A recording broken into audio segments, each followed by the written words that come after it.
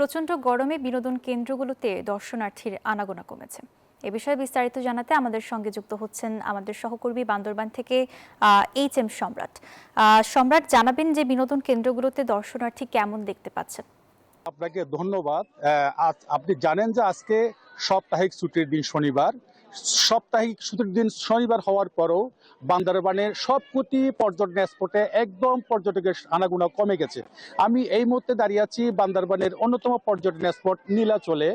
নীলাচলের পরিস্থিতি যদি আপনাকে যদি একটু দেখাতে চাই, আসলে এই টাইমে প্রচুর পর্যটকের সমাগম ঘটে বান্দরবান নীলাচলে, কিন্তু আজকে তার দৃশ্যপট সম্পূর্ণ উল্টো। প্রচন্ড তাপদাহ এবং গরমের কারণে অনেকটাই বলতে গেলে একবারেই পর্যটকের সংখ্যা কমে গেছে।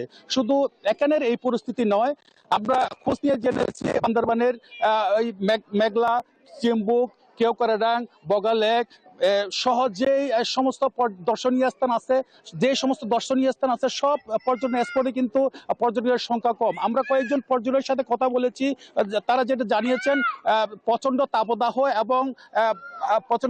এবং গরমের কারণে পর্যটকরা ঘর থেকে বের হওয়ার সাহস পাচ্ছে না।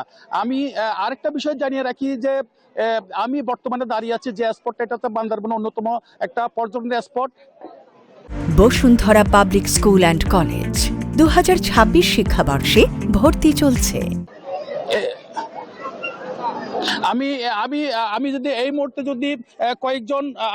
মুহূর্তে কয়েকজন পর্যটকের সাথে কথা বলতে চাই, যে ভাইয়া আজকে আপনারা আসছেন, কোত্থেকে আসছেন? সাতকানি থেকে কেরানীহাট। কেরানীহাট থেকে। আপনারা কোত্থেকে আসছেন? আমার সাতকানি কেরানীহাট। সাতকানি। আপনারা কোথায় কোথায় ঘুরছেন? আমরা নীলাচলে আসছি একলিস্ট। এখানে আসছি, প্রতিদিন আসতে ভালো লাগে, এখানে ওয়েদার গুলো অনেক ভালো আর কি। আমরা যদি আরো কয়েকজন দর্শকের সাথে কথা বলতে চাই, আপনারা কোত্থেকে আসছেন? নারায়ণগঞ্জ, ঢাকা ডিস্ট্রিক্ট। নারায়ণগঞ্জ 2500 থেকে আসছি। নারায়ণগঞ্জ 2500। কোথায় কোথায় ঘুরছেন আপনারা?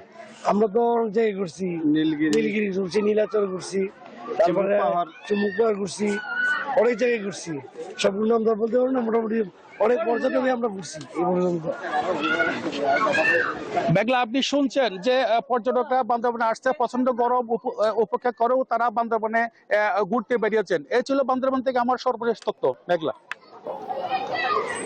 এখন অনেক ভালো। সম্রাট, আপনাকে ধন্যবাদ।